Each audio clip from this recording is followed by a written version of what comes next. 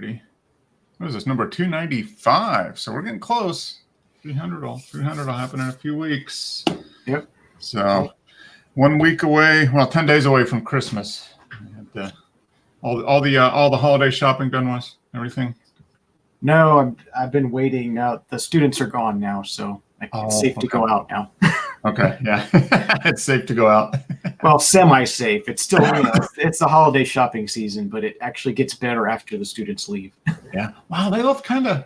I guess not.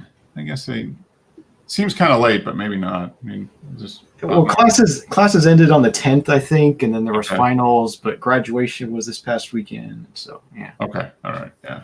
So now the population of the town is cut in half, at least for a couple weeks. Yeah.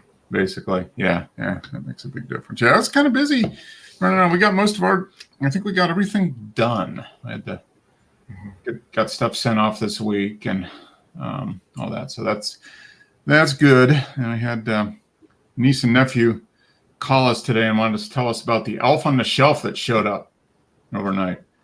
I woke up and I saw a book on my floor and it had the Elf on the Shelf, and I had to run down and find it. She was very, very excited about that. Yeah. I got their little thing they changed. It's only 10 days till Christmas. We mark it off every day. And I go, okay. Must be nice to be 8 again. Yeah. For sure. It was Christmas was definitely a different thing when you were a kid. Yeah. It really is. That's for sure. And speaking of somebody that's a kid about Christmas, there's Dennis. I mean, he's you're right. Counting out the days till Christmas, I'm sure. Yeah, I'm a big kid. You're okay, yeah. Yeah. You have an elf on a shelf in the house, Dennis, that you move around every night? Of course, yeah. Okay. All right. Carrots by the front door. Okay. Carrots. Yeah. Oh, yeah, for the reindeer. Reindeers, yeah. Mm-hmm. I used to leave cookies out. They'd magically be gone the next morning. I never know. So, how's it going, Dennis? Good? Yeah, it's fine. You two okay? Doing good. Still vertical, so doing pretty good. Yeah, that's the main thing. Yeah, it always helps.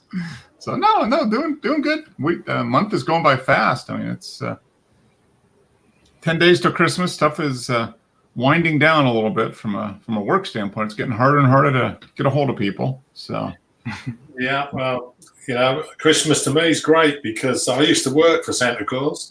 Yeah. Well, for the last over 25 years, I put the Christmas decorations up in the local towns. Oh man, okay, yeah. So you were very busy. Yeah. So when my children said there wasn't a Father Christmas, I said, "No, silly. I worked for him." Yeah, that's for sure. Hey, Jim.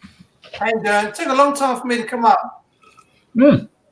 Oh, you clicked and it took a while to pop before you got logged in? Oh, no, I just clicked be in the show and it took a long time. Oh, okay. Yeah, you were down there. We were talking. I apologize. You were probably down there for 30 seconds or so before I noticed you. Me? How's it going? Good. I just came back from taking some shots from Christmas lights, right? In the development. Oh, okay. Great. They have Christmas lights in there. And because I'm the photographer here, they want me to take them. But I've never taken Christmas lights before because, to me, they're okay. I'm not really thrilled about taking pictures. Yeah. Anyway, so I had to take one tonight because this woman won the Yard of the Month, And all her lights are white. It's like, that's boring. It's white lights, no color, nothing. So when you take a picture, all you get is this blurred white.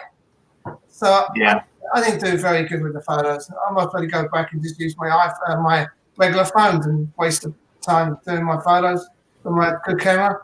Some of them came out okay, but I had it on a stand. I had it on 2 seconds, and those came out pretty good, but they're not great. And if it's not great, I don't want to give them up. What f-stop were you using? F-stop, I think it was 8, f8. You want to try stopping down even further. Yeah. It sometimes helps. Go right down. Get the bokeh. No. I'm talking about going up to get the stars. Like 11 or 16 even, huh? Yeah. Does that cut down on some of the glare sometimes? Yeah, if you're just getting a bunch of glare, try to make stars. Well, I put a polarizer on. That would make a difference. It didn't make a difference. I don't I wouldn't think so, but Yeah. Okay. No, I can see why. Yeah, go down. Taking off. Yeah, a smaller opening would cut down on some of the glare a little bit. And if you get down to 16, you're probably gonna get stars if you have. Even without taking the picture, just standing back on the driveway and looking at it, it's not that good. Yeah. I look across the street and they got better lights on across the street, much better. I think, why did they pick her? Why didn't they pick this person? And Yeah. it's more colourful. Yeah. Yeah. Yeah. It's yeah. There's I don't know. We've got some neighborhoods around here that just go. It's like a neighborhood contest to see who can have the most out of control light display every year. I'll win that one, Jimmy, because I put 11,000 LEDs on a Christmas tree in the town. Take a picture. That's a lot. Yeah. You sound like Clark Griswold there, Dennis. Putting up all. Yeah, I know. When we changed over to LED, it was fantastic because we could put thousands and thousands up. Oh yeah, yeah. For no energy at all, and they never burn out. Yeah, well, yeah. The energy bill for the local council over the Christmas period used to be about $2,500, but Wow. it went down to like £200 when we went to LED. Oh yeah. Big difference. Yeah, so I'm figuring, like, what I did is I downloaded an app on my phone to tell me what the golden hour is, so I didn't miss the perfect, lighting in that. And I went over there and I waited beforehand, so I set up and everything. So when it started changing to darkness, I started taking some photographs. But I thought the display was yuck. I said, why do you want it? I don't know. Yeah. Yeah. Well, I'll tell you what you got to watch. Half of them won't be on if you keep your speeds at the wrong speed. What's that now? The LEDs are all forward-going energy only. They're semiconductors, so you could find that half of them are not on when you check your photographs. Yeah, I really didn't take that many. Like, some I deleted straight away because they look good on the back of the camera, but they're not that great. So to me, I might not even show. I might just go around with my bloody regular phone and take a picture. Yeah, there's one. Well, yeah, with the LEDs, you might want to take 2 or 3 and then merge them, and that way you'll catch them when they're. Yeah. I'm not getting paid for this. I'm not going to spend. I'm already like this woman with this fucking dog. Okay, well, where's your commitment to the art? Come on. To get the picture done and tell her to go home and don't bother me anymore. Yeah. You should take 20 on a tripod and then stack them all down. I look at the colour of the dog on the screen, and she goes, "It doesn't look like the colour of my dog." I go, "Well, it's not going to look like the colour of the dog exactly, because the print on the here and the print down there, it's not going to always match." And I said, "You go to Best Buy and put an image in every one of those printers, they're all going to come out with different colour codes. You're not going to get it exact, not from this, unless you go to a professional who's got all the setup and everything like that." Well, can we try this then? Well, now she wants a 20 by 30. Well, my format is 4 by 3 or 3/3 or whatever. And one of them, I got it where I had space around the picture, and so I could crop it. This other one was a close-up. There's no space around the picture to crop to a 20 by 30. So now she's complaining, "Well, I want a 20 by 30. I said, "Well, what's the matter with that size?" "Well, it's 6 inches short." I said, "Wait a minute. Before you came in my house, you looked at my pictures and you liked them. You asked me what size they are, and I said they're 20 by 30. I took those with another camera." She said, "Yeah." I said, "If you hadn't seen them, you wouldn't want 20 by 30. So what's the matter with this one?" Just remember, the customer's always right. They're not right. See this? She's getting that back. Right. There you are. Well, the customer's always right, except when they're not, right? See, the thing is, I thought I'd be nice to my neighbours and that, take a couple of photographs of them, no charge, no nothing. This has gone into 4 weeks, and it's like, wait a minute, something's wrong here. This is not supposed to happen. Yeah. You got a full-time job now. What's that? You got a full-time job now as a photographer. No, I haven't. I've done it where I've got the images by, what's the image? 24 by 20 by 24. She's 6 inches off the right side. And I've got that ready to go, and I've got the other one at 20 by 30. ready to go to this lab that I use, and then she can come over here. I'm not using my card, she's using her card. Because I know what happened. If she doesn't like the color of the print or something, she wants to change, she's going to say, I'm not paying you. Well, you know what? You're paying for it before I could do anything. Yeah. That covers me. Because the whole thing was free. I mean, say, I've gone through nearly 40 pages of photo paper. I wonder if she's going to replace that. But you know what? I just want to get it done. Yeah. And she already asked me to do something else. I said, no, I'm taking a long break. Thank you. Oh, the joys of photography. Yeah. Well, you try to help people be nice. Oh, yeah. They take limits. Yeah. It's so, well, people get, they get very particular. Some people can be super, super particular and and it's because I think maybe they're not realistic because they don't know what it takes to do that sometimes too. Oh, she sits right next to me when I'm changing the colors on Lightroom, stuff like that. Oh, can you do this? Can you do that? Well, how did go away? Yeah. Say, oh no, this is all we're doing is black and white. There is no color. We're just doing black and white. My name's Joe, and I only do stuff in black and white. Yeah, black and white's good. Oh, and that's the other thing. I cut the little bit of the ear off the dog because that's the way I took the shot. She don't like that. She asked me to put it back. I did because I did a Photoshop and I did an extension on it, and I just played the ear. So you got space between the ear and the picture of like 1 inch or 3/4 inch. So now she's got the whole ear. But that's throwing the proportion out of 30 by 40. So 20 by 30. Now you screwed up everything else, and I'm not doing it anymore. So let's get this wrapped up. So sorry, I can't give it to you. It wasn't in the original picture. Well, you know what? That picture's mine. Really, I could say that it's my picture. You get what I give you. Yeah. I mean, at the end of when it's all said and done, that's pretty much it. Yeah. Here's your thumb drive with the images on it. If you think you can do a better job, have at it. Well, she did. She didn't do a bad job, but she asked me for the images so she could take home and play with Photoshop. I said, "Oh, you got Photoshop?" She goes, "Yeah." I said, "Well, you play with the sizes then and show me what you had." She came back and said, "I can't do it." Yeah. So, not can I.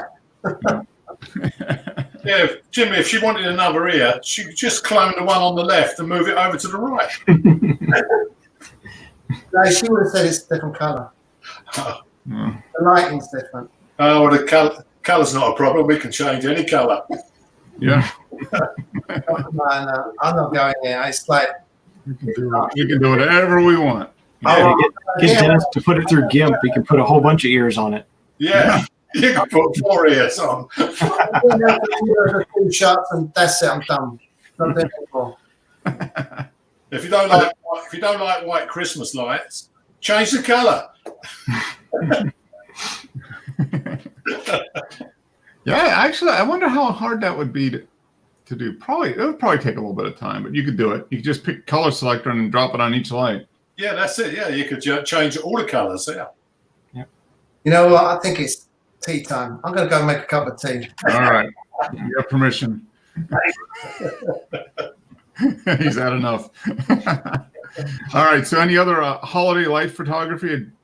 You've done a little bit, haven't you, Wes? Have you gotten out and done some? No, I've been meaning to. Okay. I haven't done any yet this year. Yeah, I'm thinking. I haven't done any yet, and I'm thinking about maybe this coming weekend, perhaps. Weather's supposed to be decent. It was actually nice this weekend. It was dry, but maybe next weekend if we're in an area that makes sense to do it. If not, I'm not gonna try to just go above and beyond to try to do it. But if it's easy, I probably will. So if the weather cooperates. How about you, Dennis? No. Yeah, I've been playing with software. Okay. Different things like I was downloading a load of open source programs and playing with them. Okay. Yeah, and I was playing with a Linux system this week because I've got an old MacBook here. Nothing wrong with it. It works fine apart from Apple not updating it anymore. Okay. Yeah, and there was a new Linux system out there, and it started off by saying you can revitalize your old MacBooks, what are no longer supported. This works fine, you know? Yeah. No, it doesn't. I tried to start typing, it loaded and it looked really good. As soon as I started to type the keys with the letters, numbers were coming up. Oh, okay. Oh, this is going to be hard. Yeah. No, it's just because somebody says it's true doesn't mean it is true. Yeah. Yeah. And I could have bought the paid version. Luckily, I didn't. Yeah. But maybe that one's got the keyboard, you know? Yeah. No, I'm playing around a little bit. I'm having trouble with Darktable. I think did I tell you that last week? I'm not able to get it to load. Yeah. So I uninstalled it, reinstalled it from their site, not from a mirror site, and I'm still getting the same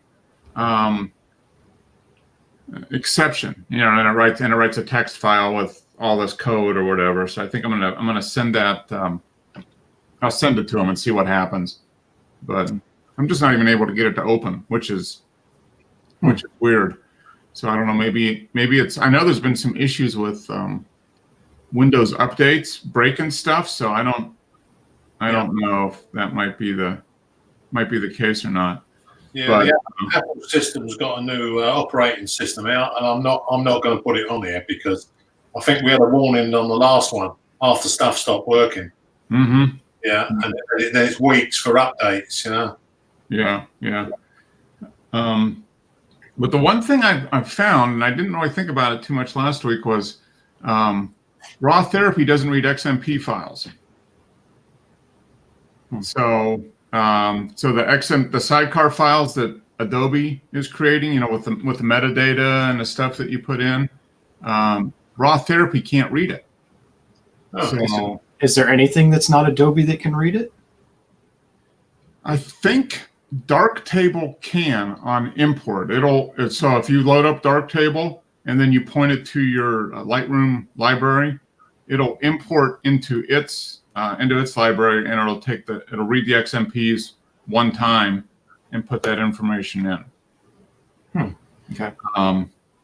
So that's kind of, and I guess I don't know if Raw Therapy reads DNGs or not. I mean, that might be an option, is to convert the files to DNGs, and then I think it does. Yeah. I've used Lightroom for a long time, so I've not come across this problem. Yeah, and I discovered that. What night was it? Maybe Wednesday or Thursday night. I was kind of up late playing around with it. And I was like, wait a minute, it's not reading, the metadata, because I would open up an image in Bridge and add some metadata, and then I'd open it up in I'd save it, and then I'd open it up as in Raw Therapy, and it wasn't pulling up any of that data at all. So I don't know if there's a way in Bridge to have it not do a sidecar. In other words, just to put it right in the file, but I don't think there's a way to have it. The sidecar carries all the information. What's that? The sidecar carries all the information. Yeah, and and Raw Therapy doesn't read the XMP sidecar file that Adobe creates, which is interesting. I don't know if it's a deal breaker, but I mean, there's a lot of those images that I've gone through over the years where I've gone in and had a metadata profile set up. So when I import into Lightroom, it would automatically apply certain metadata, like name, creator name, copyright, that type of thing, and obviously grouping stuff together, like in Lightroom using the map feature to put images on the map, and then that's embedded in the meta, which I think Flickr's able to read. Well, you're exporting at that point. I mean, you're exporting as JPEG, so it's baking it in when you use Lightroom to create the JPEGs or the TIFFs. But as far as reading raw files, Raw Therapy doesn't read the XMP, which is Adobe's. It's their standard for sidecar files. What about you, Wes? Your dark table work and your raw therapy? Yeah, they work fine for me. How Okay. do you like it? I find them more difficult to use than Lightroom.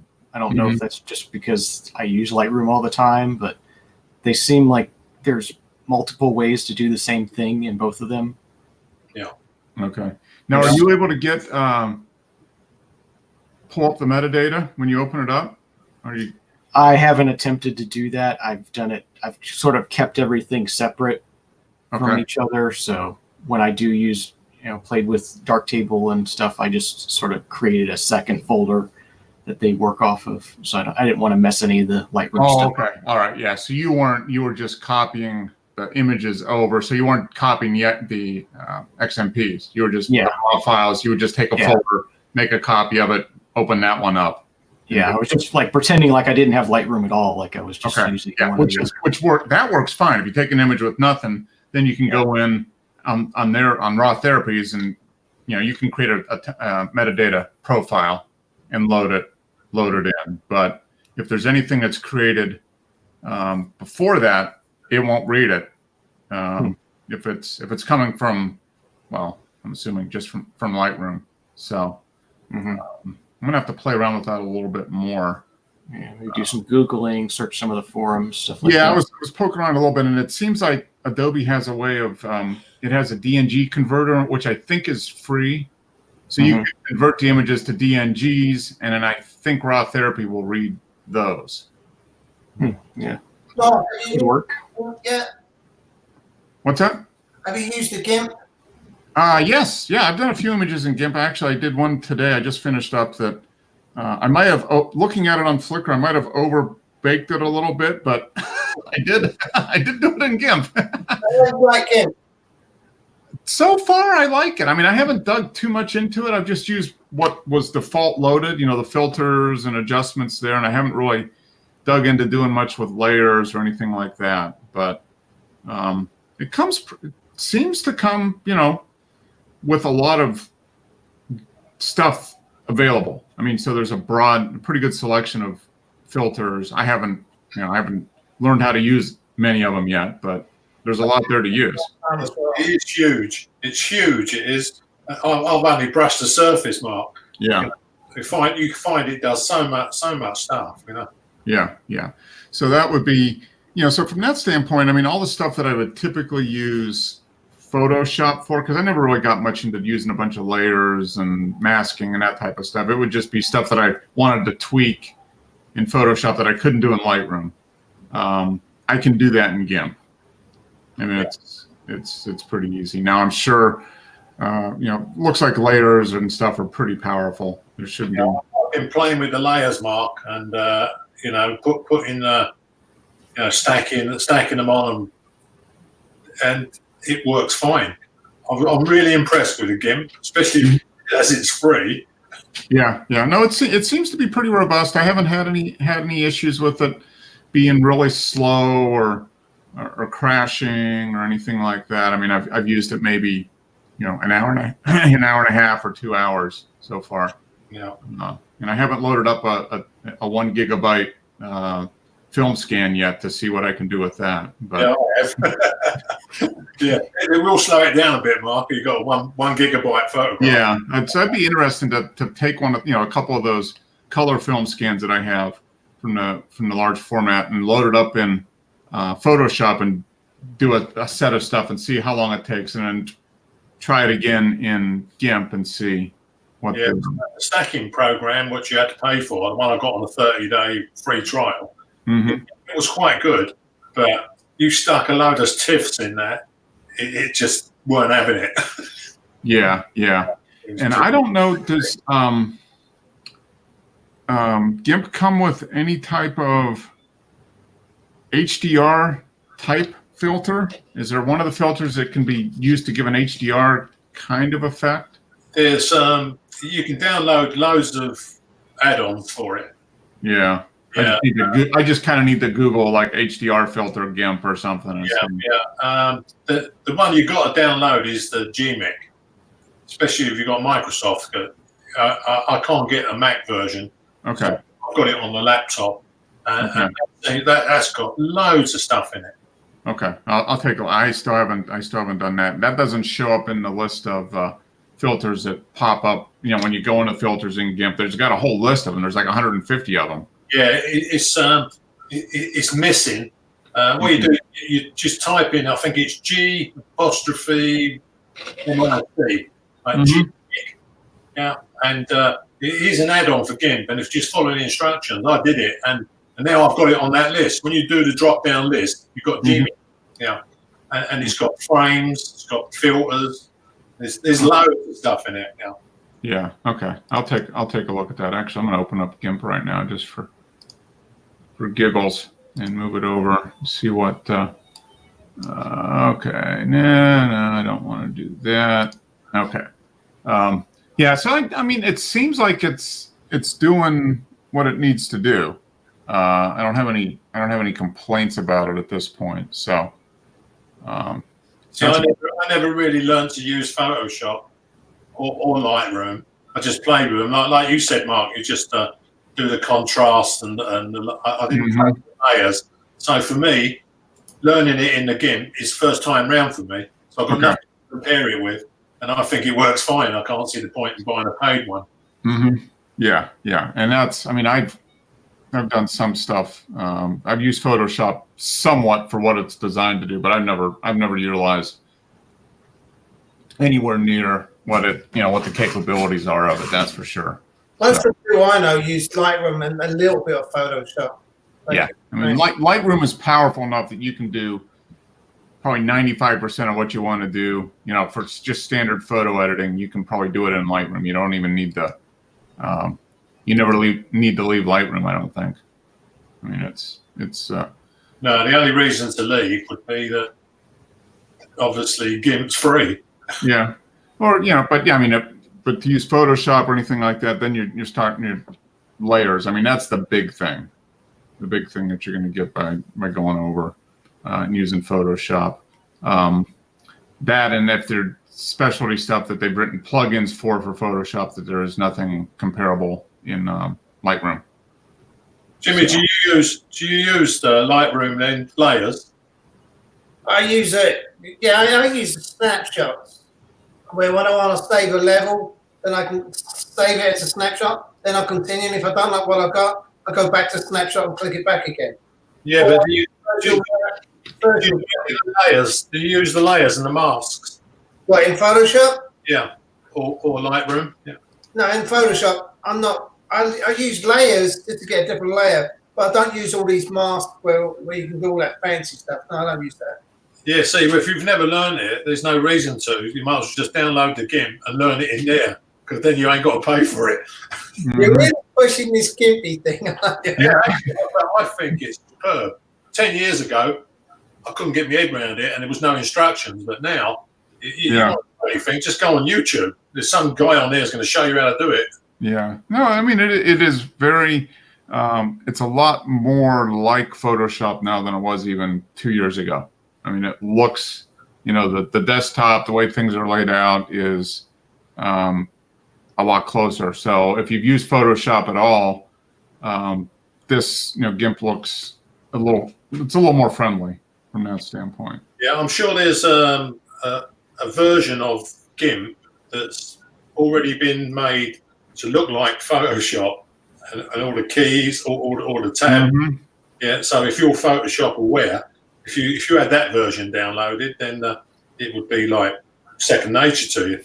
Yeah. But they might be summons prosecuted because they're copying or anything like that. GIMP's open source. It's completely free to use. But if they were charging people, then there'd be an investigation.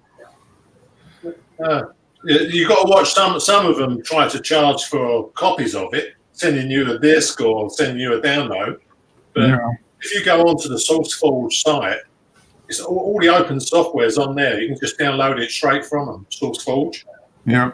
And it's free to use. And if you're clever enough to do programming, you can get your name up on the Mm-hmm. One of the developers, you can get their beta versions and play with it if you want, if you're that way inclined. Yeah, well, that's what a lot of people, that are able to do it will take something from some area that they want to improve on. They'll download it from SourceForge and then they'll tweak it and do it, and then they'll just use it for themselves. They say, okay, this gets me 80% of what I want something to do, and then they'll apply what knowledge they have in coding or whatever, and then they'll tweak it out.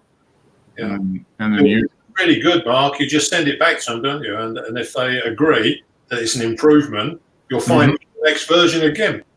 Yeah. Not that you would get rich off of it, anything, because you can't charge anything for it, but you get your name out there. Yeah, you're not allowed to charge for it, but you're free to use it. Yeah. You get your name on the list. Yeah. Yeah, you'll have your name on the list as developer if you actually develop something that they used and put in the GIMP. Mm-hmm. Yeah, it'd say, Jimmy done this. It goes round so fast you can't even see the names. Yeah, like the end of the film. Yeah, that was amazing me. That at the end of the film, you're supposed to see who's got credit for the film. It goes round so fast. Yeah, I'm looking at the plugin browser in GIMP right now. There's a jigsaw. Adds a jigsaw pattern to the image. Jigsaw puzzle. That's kind of interesting. Yeah, lighting effects. Yeah, there's 130 of them that are kind of built into the plugins browser on GIMP. I guess if you pick it, well, it's already there. So it's just a matter of clicking it and opening it up. The GIMP itself, but you can download so much more. Oh yeah, yep, and then just connect it. Yeah. There's a lot there. Bookmark. Okay. Yeah. Okay. So yeah, I just need to play around with it. So yeah, I'm happy with GIMP. In raw therapy works fine from a basic processing end. The only thing I'm wondering about is the metadata, for all the images that I've done in the past, and do I really want to go through and? I can't see why you can't get Darktable to work though, because it works fine for me. Yeah, I don't know. There's something somewhere. I got the error file that I'm just gonna forward to them this week and say, hey, here's the text file it generated when it failed to load. If what's going on. I've played with them both now, Mark. I've done Darktable and raw therapy, and I'd say there's fors and against in both. Mm-hmm. Yeah, it seems like I don't mind using them both.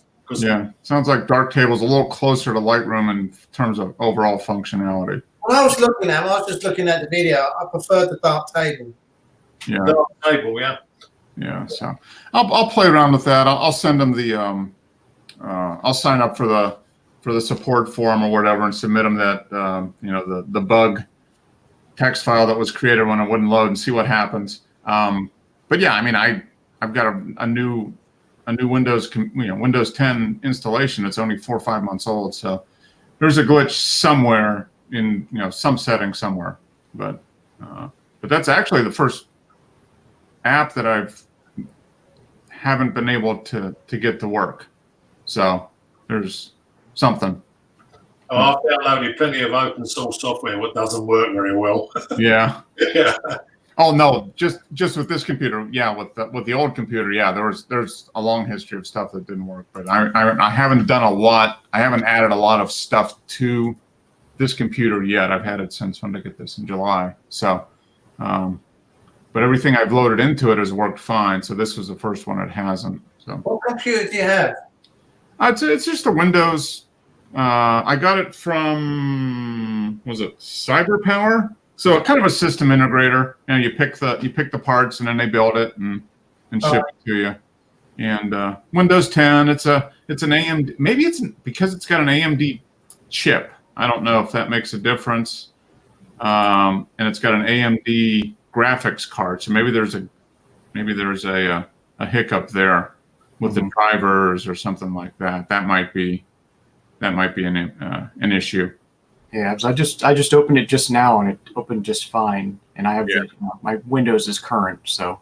Okay, yeah, and mine is too. So I'm thinking it might be just a piece of hardware. Yeah. Yeah, probably is, because I've got a Radeon 580 card. It's got plenty of memory, but there's probably a setting somewhere that just isn't working. So hopefully they can tell me what it is. I mean, it's not a rush, but if I can get it figured out in the next couple of weeks, that'd be fine. If you're going to play with Dark Table, Jimmy, or Raw Therapy, you just save it as a TIFF and dump it into the GIMP. Right. Yeah, and then you're away. It's everything you're ever going to need. Yeah, no, GIMP seems to have everything that I would, like you said, reasonably need to do. So what I've been doing lately this week has been going through my old files of portraits I did. And I look at them and go, they don't want any more. Delete. Mm-hmm. 2 years later or 3 years later, or 4 or 5, people are not going to come back and ask you for those pictures. And if they do, you just say, sorry, I only keep them for a certain time. Do you want another session? Yeah, exactly. I mean, if they're images you shot and somebody hasn't done anything with them, I mean, there's... Well, they've got a set of their own, even the weddings I did. Okay. The thumb drive, so they've got them all. So they should have a copy, and if they don't, well, they'll have to come back to me because I might not have it. Yeah. Most professional, like wedding or event photographers will keep the stuff for maybe a year or something like that, and then Gone. That's it. Yeah, either get it while you can. If not, it's not guaranteed to be around if you wanted them later on. I was looking at a website where you upload it's a template sort of thing, and the guy said to me, about my pictures and stuff like that, how many. He said he only keeps so many out there, and if he's doing a session, he puts it out for 2 weeks. If they don't order, it's gone. Yeah. As long as it's laid out in the agreement or whatever, it's like, okay, here's how much time you have, and if you don't use it, then later. Sorry. That's for sure. Yeah, did you hear? We got a new government. Yeah, how's Boris? Yeah, it's all over and done with now. Excellent. Yeah. Stayed up all night cheering. Yeah, I tell you, Jimmy, I couldn't believe that the government didn't have any majority at all, and now they got 80 majority. No one's going to stop him doing anything. That means he's going to stick around. He's going to stick around for a little bit then. Yeah, he'll be around for the next 5 years. But does that mean the exit's going to happen? Yeah, he's promised it'll be done by the end of January. Wow, but what about the money? Well, now all he's got to do is keep all his promises. Yeah.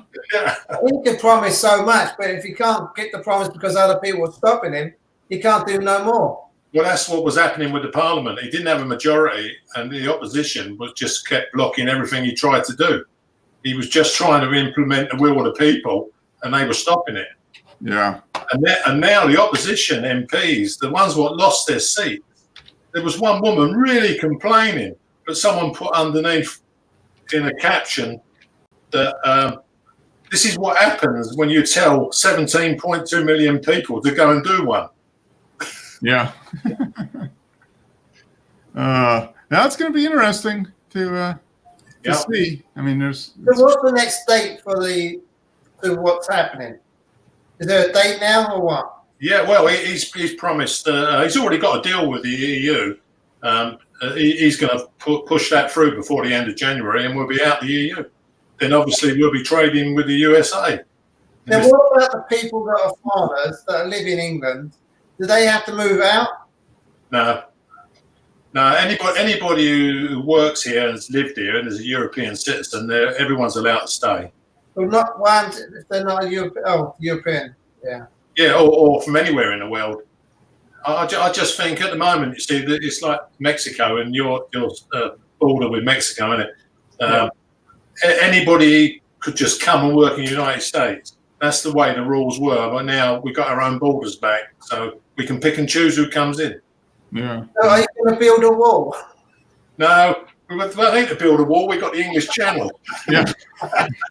Dig them out. That's what it should be. Dig them out. Dig them out. Yeah. We've got Rio Grande. They still come across.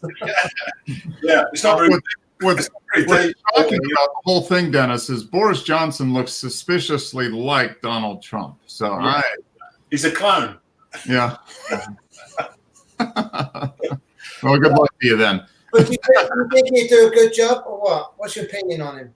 Yeah, I quite like the guy. Whether he's telling the truth or not, we'll soon find out, won't we? But Oh, wait a minute. He's Well, a politician. How can he tell? politician, yeah, he's a politician, so you got to take it with a pinch of salt. They do tell the truth. They do tell the truth to the person they're talking to. It's the other person they don't tell. Yeah. Yeah. I mean, the opposition leader, he's already he's on his way out. He is, but he was promising so much, you know. Like he was going to rob anybody who's got any money to pay for the people who don't work. Yeah. Really? Yeah. Well, it's going to be interesting. It's fun watching what's going on there from 4,000 miles away. Yeah, it's always. Yeah, it's fine. So now we're watching the Trump impeachment. Oh, I'm fed up with that. Yeah, but apparently, was it the House of Representatives? He's got more people in there, isn't he? So they're never going to chuck him out. Well, it goes. The House of Representatives is the one that can initiate impeachment, but then the Senate has to do the trial and convict or not, and the Senate is controlled by the Republicans. So yeah, it's his team, isn't it? So they're not going to chuck him out. So it's as I said, what is it? It's going to be a nothing burger at the end of the day, and we'll see what the impact is. Who knows? Which is good, you know. I just think it's a waste. It's cost the country a lot of money to go through this. Yeah. It sounds like your mob are the same as ours over here. The opposition were just completely blocking everything the government tried to do because they didn't have a big majority. Well, now they've got a massive majority, and all of them clubbing together can't outvote them. So, you know, it all calmed down now. Yeah. Now, speaking of calming down, let's calm down. Look at some images. How about that? Ooh, that's a good transition. Yeah. Now I'm in. Forest. Yeah. Yeah. I'll see if I can get one. Yeah. Yeah. You need to get into London and get an image of Boris. We need with your super wide. I think if you get real close with that super wide. Mm-hmm. Yeah. Yeah. Actually, yeah. He looked like Wilbur, wouldn't he? Yeah. Put him on the GIMP. Get Prince Andrew to take a photograph with you. Oh, man. Take a photograph of the GIMP, yeah. So let me see. I'm in Chrome, so it should. Oh, yeah. Now it works fine. So there we go. We can see that, right? So you still like your car, Dennis? You haven't sold it? No, it's okay. I haven't driven it much actually. The wife's out in it all the time, but okay. I'm still using my old Land Cruiser. Okay. You want to pay for that license plate? No, it's fake, Jimmy. Now, that's a German car. You're gonna have to send that back now that you're Brexiting. Yeah, you got to send it back. I think it was built in Belgium. Okay. Yeah, it did come from Europe. Yeah, gotta send it back. It was built here. Yeah. Yep, send it back. Yeah, I can't send it back. There was $5,000 tax on it. Yeah, that's true. All right, so this one, Wes, we were talking about that image you shared last week. And Yeah, Joe was talking about. I posted this mainly because Joe was talking about, having everything frozen, and I posted this as an example. I do that sometimes where everything's frozen.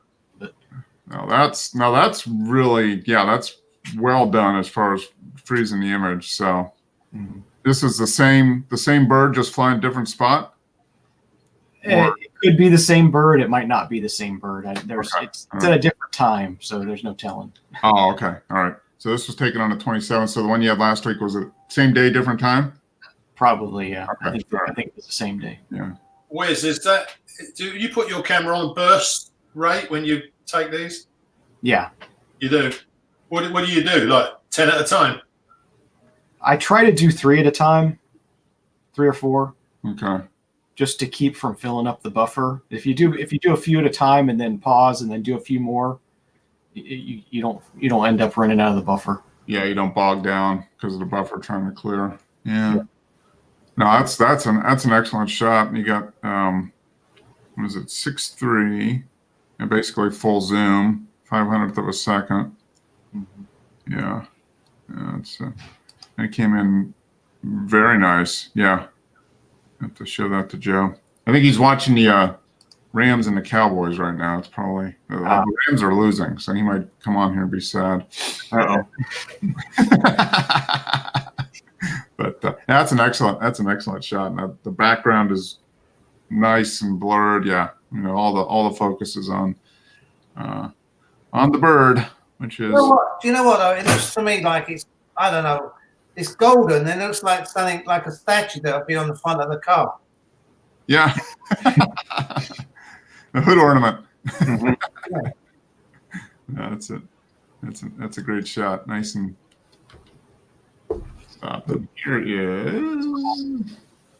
This is Charlie, Rui's dog. Mhm. Let's see if make sure he's not in the chat on YouTube. I haven't looked at that.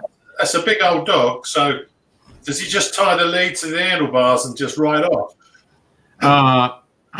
Charlie could probably tow him uphill if he needed to. Big dog. Yeah, he's a big golden lab, I think, is what he is. Yeah. So, and this was taken with his with the Samsung phone. So bright and early. Looks like in the morning, probably. Nice shot. Yeah, Charlie's got to be 4 or 5 years old at this point. He was a puppy when we started this thing. New bike on an amazing trail. Really upgraded. He was talking about that. I wasn't paying attention. I know he was saying about 6 months ago they was thinking about getting a different bike at some point. So this must be it. As much as he rides, he probably wears them out. Yeah. Well, he just finds out what whatever bike he had, what the weakness was or what he wanted to improve on it, and then got a bike that fit that a little better. But yeah, that's a nice bike. And, When I upgrade my bike, Mark, it's going to have a motor on it next time. That one in the garden, you're gonna put a motor on it? Yeah. Put a motor on it. Yeah, that's a nice bike. I like that. Okay, so here we are. View from a few days ago while taking Charlie for his morning walk. This was taken. What time of day was this taken? In the morning. 7:28 in the morning. Oh, yeah, 7:28 in the morning. Yeah. Where is it? Lisbon, Portugal. Right. So you were there this summer. We just drove through there to the airport, and that's it. Yeah, just a few months ago. You were there. Yeah. Yeah. Okay. Looking east towards the ocean here. Yeah. It looks like it'd be an interesting city to visit. I would enjoy that, I think. All right. Okay, so here is an image I took 7 years ago, September of 2012, in New Mexico, a place called the Bisti Badlands. So these are just eroded rock formations. So I went back through and found this, which was kind of interesting, but the colors were kind of flat and that type of thing. So I moved this over and then just saved it exported it from raw therapy. I just opened it up in raw therapy and saved it as a TIFF. And then I went crazy with it in GIMP. That's a bit warmer. Yeah, a little bit. I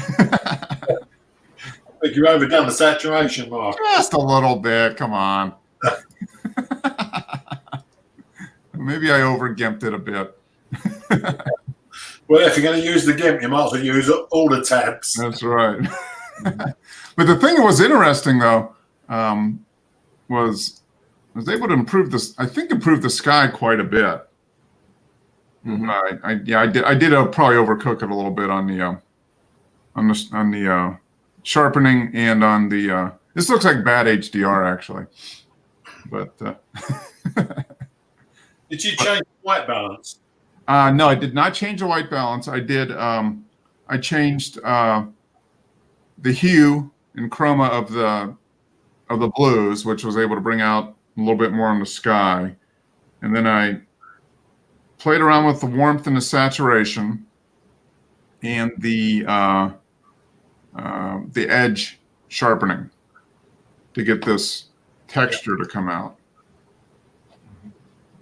So they're kind of the micro contrast or whatever I think it was. Yeah. Yeah, that edge tab is quite good. It really does put the edges on everything. Yeah, as you can tell here.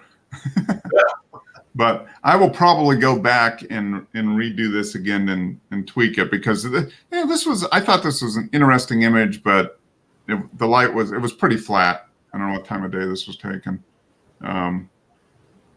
After sunrise, but yeah, it just the light wasn't real good that day. So yeah, this the shape of those rock formations reminds me of where old Fred and Wilma used to live.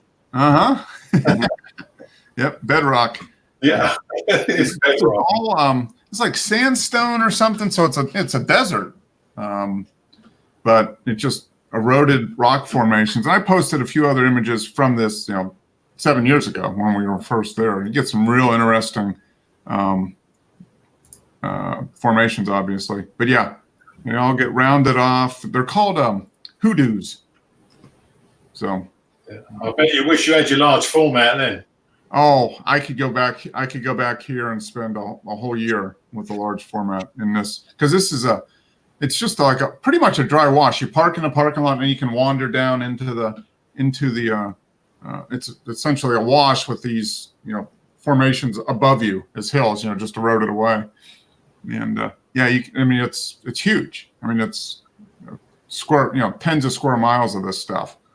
So you can just wander around at different times of day, different times of year, with snow. I mean, they get snow up here in the winter, that type of thing. You could really just have like anything out in the Southwest, with the rocks and the colors and the sky and that type of thing. So yeah, that would be large format heaven for sure. Okay, so this is your this is the new toys I bought last week. Oh, you got some new speakers, huh?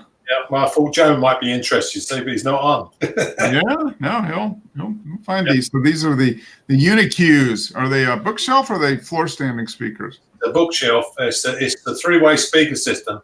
That's the mid range with the tweeter in the middle, dual sound, kind of.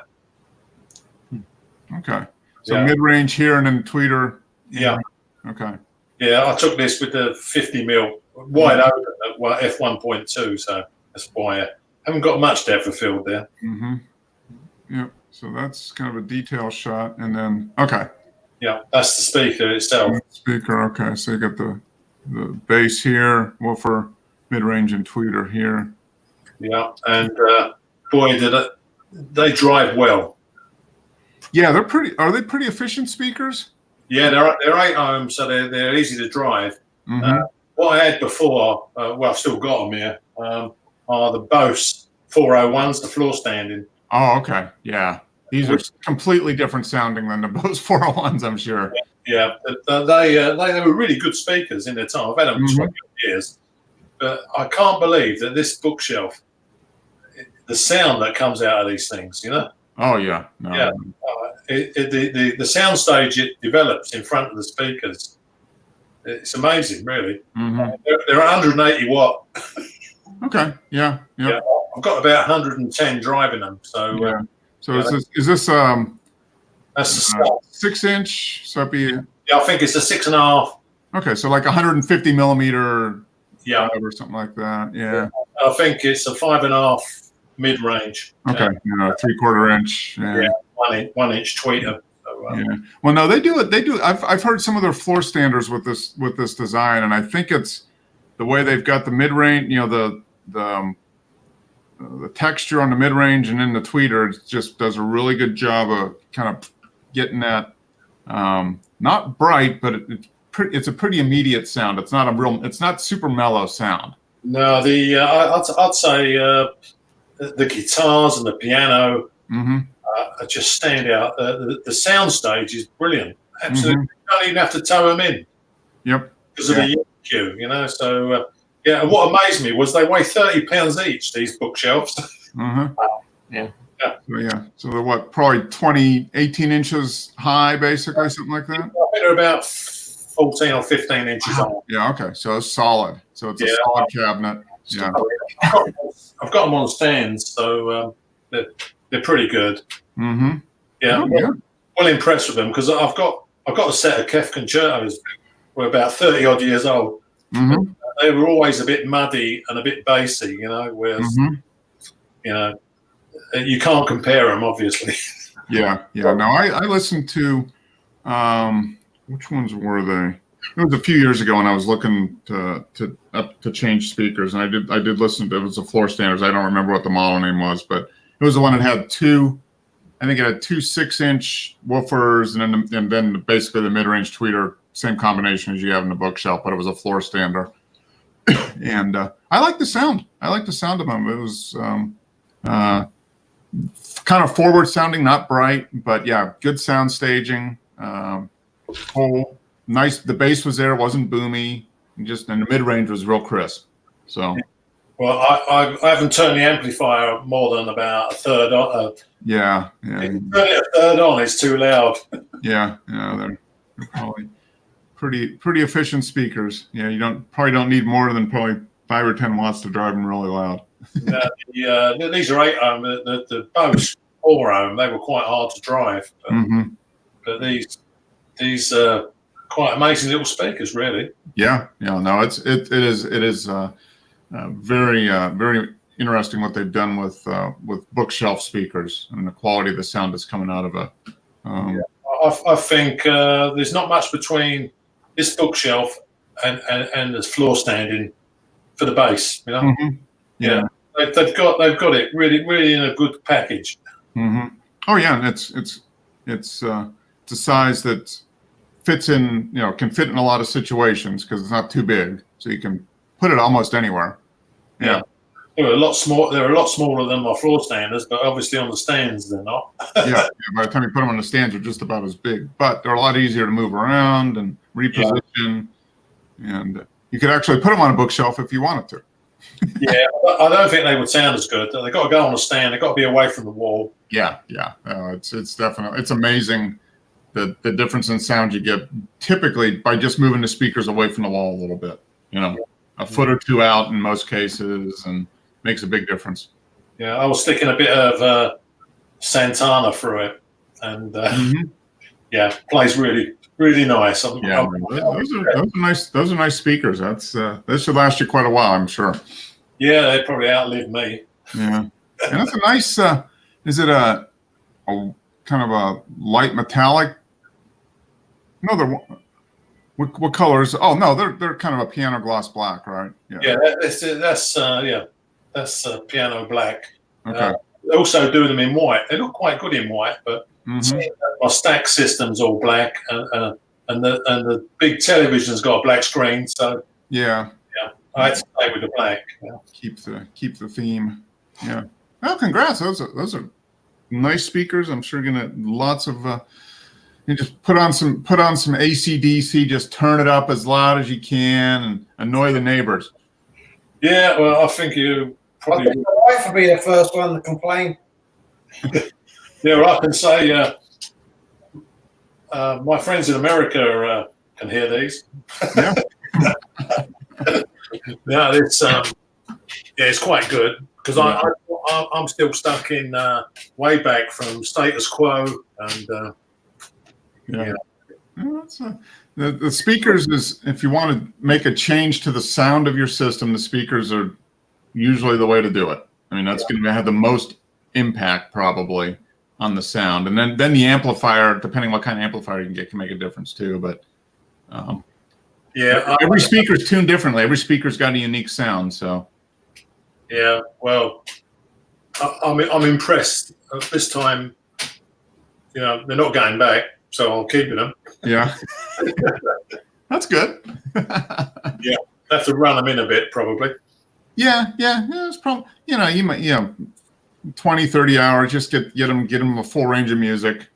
Put everything from electronic to rock to some good opera, orchestral. Yeah, Yeah, I did stick a disc through today with orchestras, and yeah, certainly stands out. Loads of the music sounds totally different. If I come in here and put it on this, it's nowhere near it now.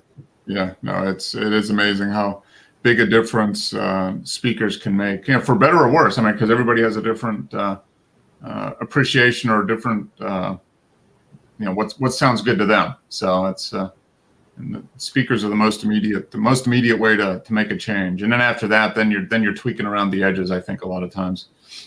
Yeah, it's like hi-fi systems. There's great differences between a cheap one and a mid-range. Yeah. There's much difference between a mid-range and the top of the range. Yeah, that's exactly it. I mean, I think for a 2-channel system, yeah, you can notice a big difference, say, between a $500 to $1,000 system and then maybe a $2,000 to $3,000. But after that, then it gets tough. Sometimes. Well, I couldn't believe some of the amplifiers they sell for $15,000. That's cheap. Oh yeah, much higher than that. Yeah, we saw some amplifiers at the audio show that were $75,000 each. They were mono blocks, one for each channel. Oh, nice, yeah. And they weighed 100. They were basically milled out of a solid billet of aluminum with the stuff put inside the middle, in a big heat sinks and everything. And they weighed 150 pounds each, and then one for each speaker. Well, that's going to be a bit expensive because these are bi-wired. Yep. So there's 4 mono blocks necessary. Yeah, you could put an amp on the woofer and then another one for the mid-range tweeter. Yeah. People do that. Yeah, a lot of people do. It's I don't know if is there a lot of benefit with that, Wes? I have not really listened to anything that serious before, so I can't really say. I doubt it, but yeah. Yeah.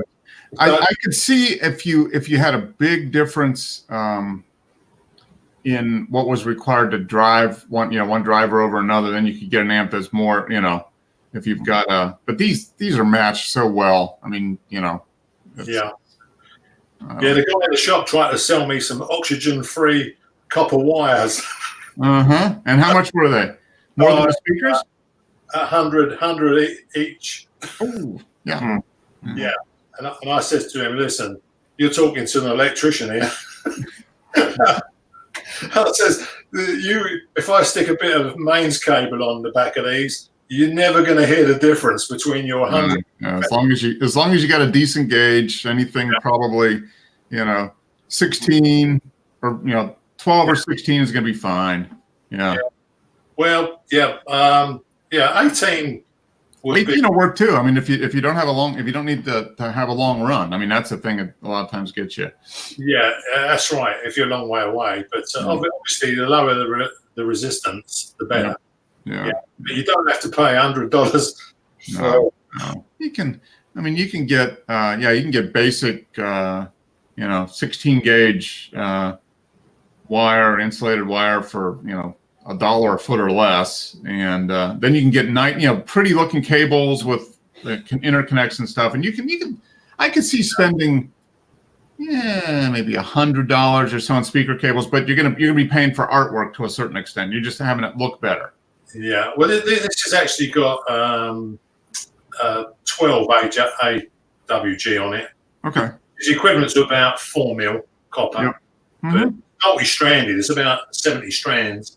Because do change. That's fine. Yeah. You don't go any higher than that.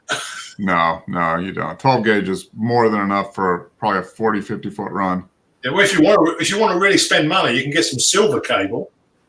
Oh yeah, silver's the best conductor. It's much better than copper. Oh, there's cables that are literally $3,000 a foot.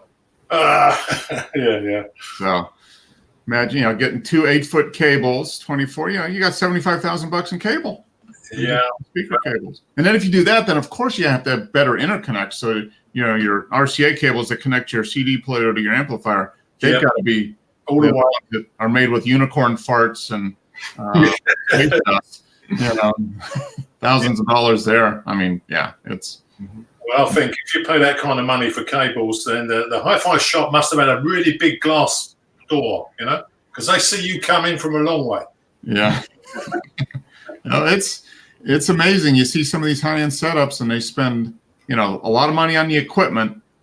So when you spend, say, $500,000 on the equipment, on the amplifiers and the turntable and the speakers and a DAC and a CD player or whatever, and that gives you $500,000.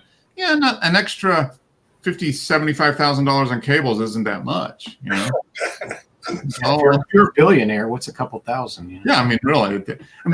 Okay, so here's my $500,000 system, and now I've got my zip wire from Home Depot connecting everything. I mean, it just doesn't, Well, all Wes's albums behind him now. I mean, the highest frequency you can get on an LP is about 12,000. Yeah, 12 to 14, yeah. Yeah, so it's not a lot of point in having hi-fis that go to 35,000. Yeah. You're never going to hear it. No. But, yeah, congrats. Those are nice speakers. I could see having those in the office here, the bookshelf. Yeah, I think you would appreciate them, Mark. Yeah, I know I would. But I'm gonna stick with my my $200 a pair monoprice powered bookshelves. Those work pretty good. Are they Wi-Fi or are you wired up? No, they're wired. Yeah. Wired, yeah. I couldn't believe how much Wi-Fi speakers cost. They're like $100,000 each. Yeah, and the thing is, I mean, they're improving the quality, but you're still not going to be as good a quality as a basic wired. I mean, there's still, if you're really going for good sound quality, you're better off having wires. Well, it's the same as Wi-Fi on your internet versus a Cat6 cable plug-in. Mm-hmm. Yep, makes a big difference. Yeah, cable's going to win all the time. Mm-hmm. Yeah, well, I use computer streaming. I mean, I've got CDs and stuff that I've saved to a hard drive. Plus, I subscribe to Tidal for streaming, but I don't stream it to my devices wirelessly. I connect the endpoints via Cat6 cable. Yeah. And that makes a difference. It makes a difference, even though the endpoint could communicate wirelessly with the router and do it. There was a noticeable difference, especially once I got 15, 20 feet away from the router. When I refurbished the house this year, I run in 6 Cat6 cables. Okay. Yeah, because it's future-proof, basically. Mm-hmm. Yep. That's smart because I mean that's the way everything's coming in. You got a high bandwidth streaming. So, well, that and once you start using your large format camera again, like I need to do, you're gonna start scanning those big files. You need to move those gigabytes seamlessly. You don't want to send them by Bluetooth. That's a dead cert. No. I wonder how long that would take. That'll take a long time. Yeah, 1.2 gigabyte photograph. Yeah. Well, hey, good show, guys. I think we are good for next week and the week after. I think so. It's gonna be what, the 22nd and the 29th. So I'm planning on doing shows both those Sundays. So next week we can talk about any last minute holiday purchases you're doing photography, and then we can talk about what Santa brings you on Christmas for the week after that. And I'm gonna take some of my film scans and try to run them through the GIMP here in the next week or so. See if I can take a couple of those 4x5 color especially, and see what I can do in the GIMP. And I'm gonna try to get Darktable working. I don't understand why it isn't, but I'll. Yeah, it's only going to be a glitch, isn't it? Yeah, there is somewhere. So I'll send them the error. I'll send them, generates a text file error message. So I'll forward that to the little support, the people that are promoting, that are support people this week for Darktable, because it's open source too. So you just get people that are. Yeah. If you go on the forums, someone might. Yeah. So I'm going to do that. I'm going to register for the forum and upload attach the text file and see if anybody that knows how to read code can tell me what's wrong. Have you seen the Nikon Z6 yet? No, I have not. The actual physical size. It held one in your hand, I don't know. Have you seen one, Wes? No, I don't think I've seen one in person. I was just at Best Buy today looking at the EOS R's again, but okay, haven't. I don't think they have the Z's in for some reason. Okay, so this is 24 megapixel full frame, right? No, it's FX format. So that's their full frame, isn't it? Or is that their crop? That's a FX is full frame, yeah. full frame. Okay. 12 frames. TX is crop, yeah. Okay. And what's the price on this now? It was up, wasn't it 22 or something? Yeah, it's about the same price as the. Go back up. Uh, Oh, what's that? What's that? Buy now. No, go back up. $1,700 for the body. Okay. yeah, that's about the same here, but in pounds, of course, because this is Okay. Joe Island. Yeah. So they have so they got the 24 to 70, which is their kit lens, 2300 with a 24 to 70 f4.5. Okay. Yeah. So okay. I mean, was 2000. So now they're doing a sale now at least right now for $7. That's reasonable. Yeah, I did look at the specs. This the 24 megapixel, the same sort of money as the Sony Mark III, but the Sony's 2 generations ahead, isn't it? Yeah. And how much is it going for? It's going for like 32, isn't it? It's the same price as this. The 24. Oh, wow. Yeah, the Mark III 24 megapixel is about the same money as this Nikon version. But what I was interested in is the filters over the chip. Oh, okay. One hasn't got the AA filter, Okay. and They've got one without it and one with it then? the cheap one, the 24 megapixel's got the filter, but Oh, okay. the Z7 has got no filter. Oh, okay. Right, so this Edison filter across it makes Okay, so this one, $2,700. Yeah. And 45 megapixel, 9 frames per second, so it's a little slower. A little lower native ISO. So this is going to be kind of probably Sony's is still 24, right? Megapixel? yeah, they're 24, but you can get the bigger Sony, can't you? Yeah, okay. Yeah. That's I think they were on par price wise. Mm-hmm. But yeah, someone done a test between the 6 and the 7 and said they can't see the difference between the one with the filter and the one without. Huh. I wonder. What's the filter got to do with it? What are you talking about the filter? What's that? It's the filter stack in front of the chip. The anti-aliasing filter. Yeah, it causes real problems with the Sony. When I'm using my third-party lenses, like the Leica lenses, Mm-hmm. the corners are coming out disastrous on some of them, and it's all because of this thick filter stack. Yeah. Yeah, so I thought, So the advantage of not having it is you will technically you should be able to get better image quality. The disadvantage of not having it is you have to do a little bit more processing, right?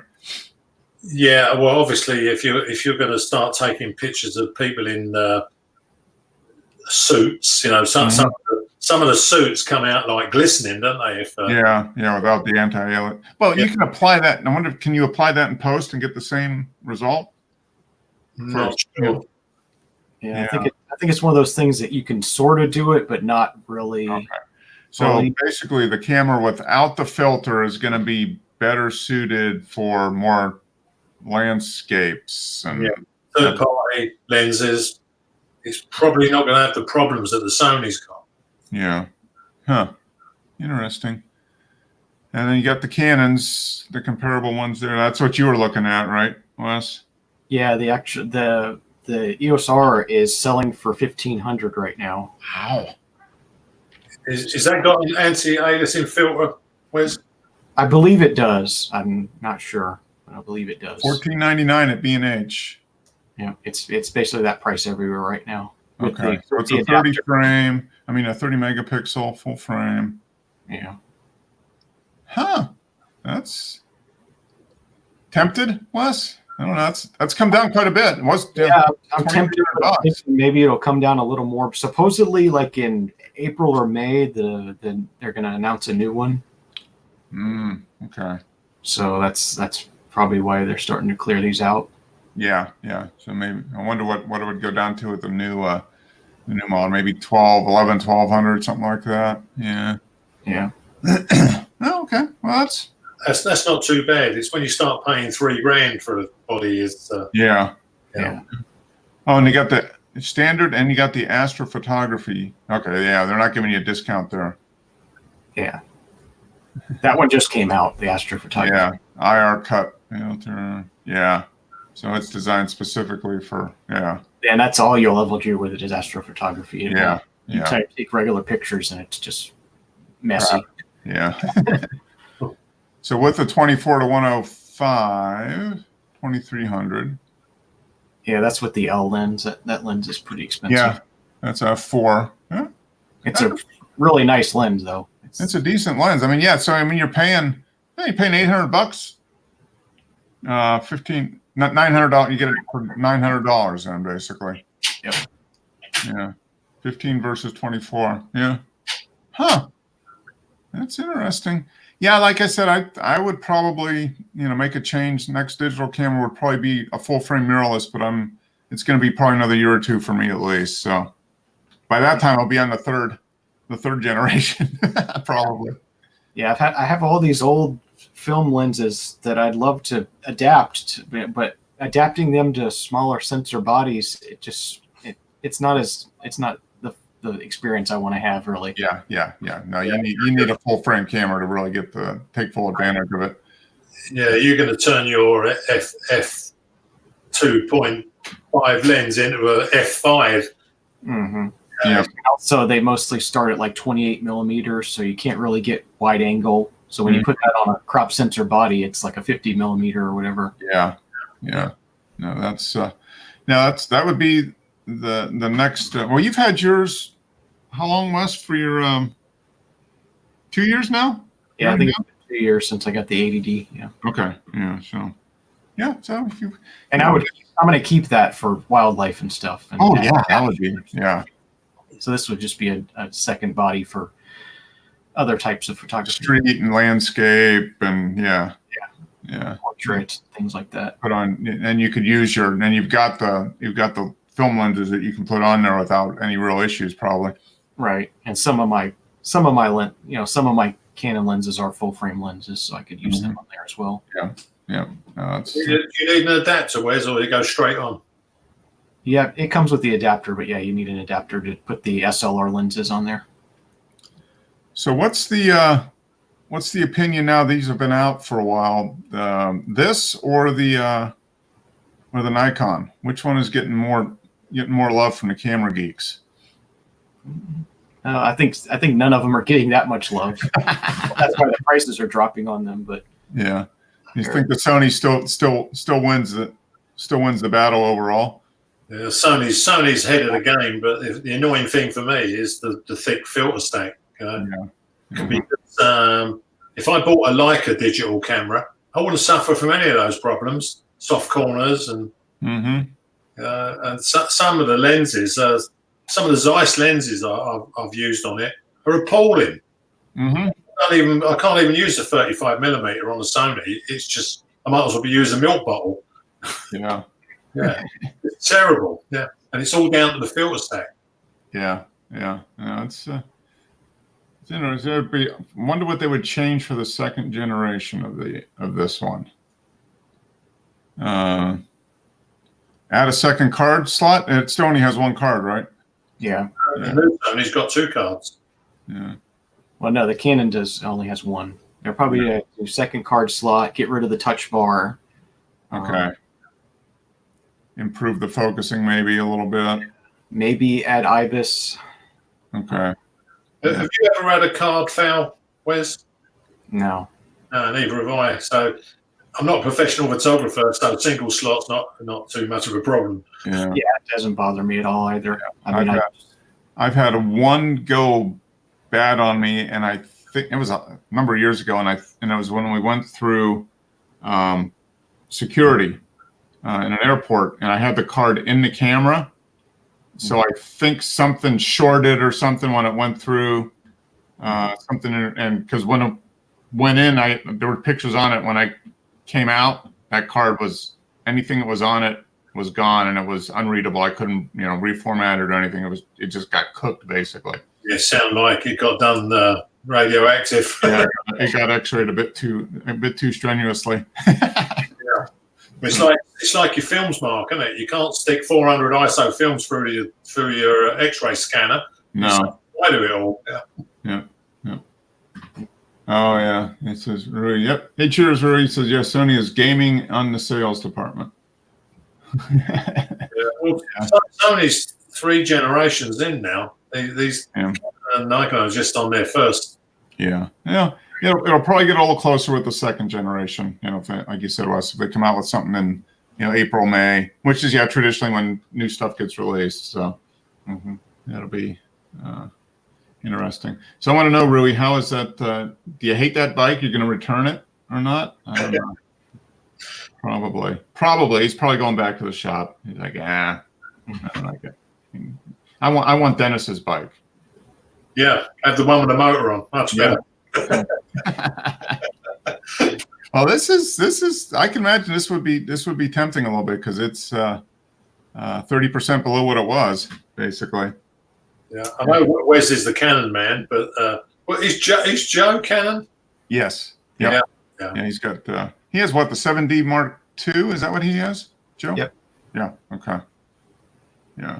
So.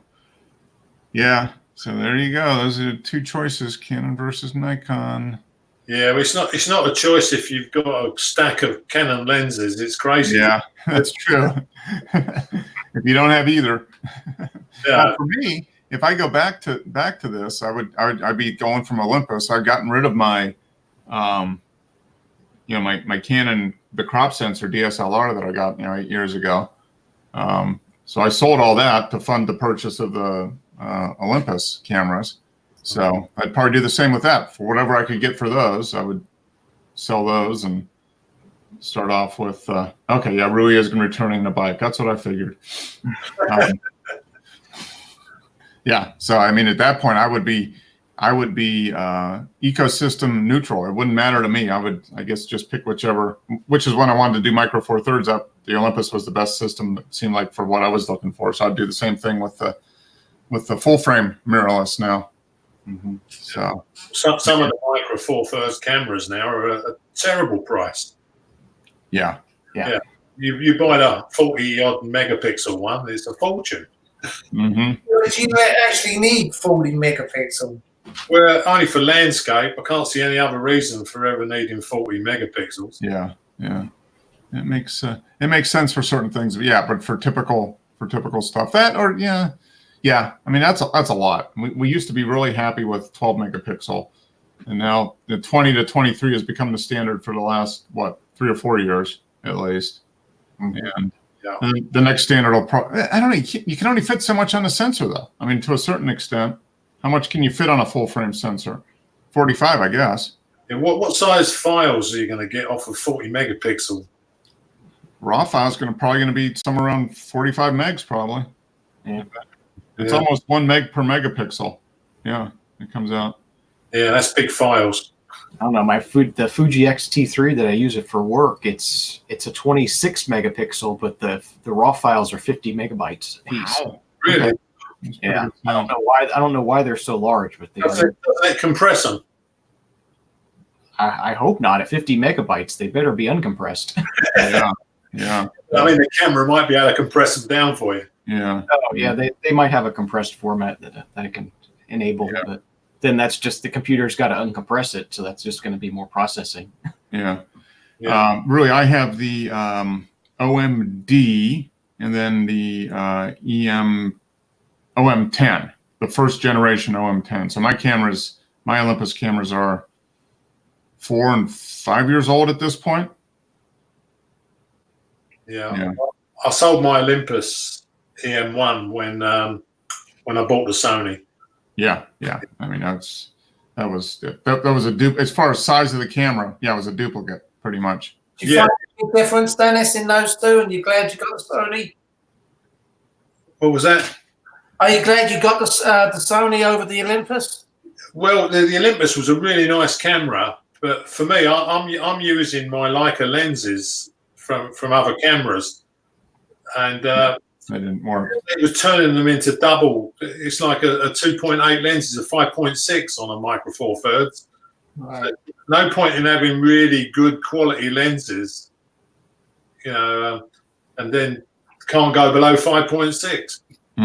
Yeah. That's the one disadvantage of the Micro Four Thirds is you can't really get. Factor on the sensor. Mhm. I had no problem with the pictures. I thought the pictures were really nice, but Yeah. No, they do it. The scent that takes good quality stuff, and I like the portability. But I kind of blew that out of the water by getting a large format camera, so I might just have to go back. yeah, that's the thing. I've always had 35mm film cameras, and for me, it was alien to like go smaller sensor. Yeah. Yeah, I mean, 35. All my lenses, whatever they are actually what they are when they're on the camera. Yeah. There's no crop factor to worry about. Yeah. So that's probably going to be the next. The change for me will go from the Micro Four Thirds back to probably a full frame mirrorless now that they're out, but probably 2021 is what it looks like. So yeah, you need a change of cameras when the Canon and Nikon go on to the second generation, like you say, Wes, they'll all take a pill and there'll be a more reasonable price. yeah. Well, if Wes gets the first generation discounted in April when the second generation comes out, if I wait till April of 2021, then I'll get the second generation at a discount before the third generation comes out, because they always got to come out with new ones every year. I mean, there's got to be got to have a new model. That's what. Yeah, I've got a friend like that. He must have the latest one. Yeah. So the one hits the market, he must have it. Yeah. It's nice, but yeah, I mean, I've found a lot of times if something you like, if you wait a little on, you catch, like the transition between generations. So wait until the second one comes out before buying the first, and vice versa, and so on. It makes you end up saving a lot of money, or buying something you like and then buying it lightly used from a reputable seller, who is the one buying all the latest and greatest as soon as it comes out. It's always great on camera equipment too. I mean, cameras is one of those things where if you go to like Fred Miranda or eBay or whatever, you can find somebody that's literally just used a camera for a couple months and then on to the next one. Yeah. So you just got to know what you're looking for and then know what a reasonable price is, and then be willing to wait a little bit sometimes. So, all right, well, guys, good show, Rui. Good to chat with you. Enjoy that new bike. Wear your crash helmet at all times. And, we'll be back next week. I'll see if I can gimp a few more images. I don't know if I'll take any new images, but I'll try to redo some old ones. And we'll be here. I think all the way through. I don't think there's Sunday should be good all the way through. So we should be good to go. So everybody have a good week, and we'll see you next Sunday. Yep. Okay. All right. Take care, guys. Good, James. See you. Bye now. Later. Bye, Rui.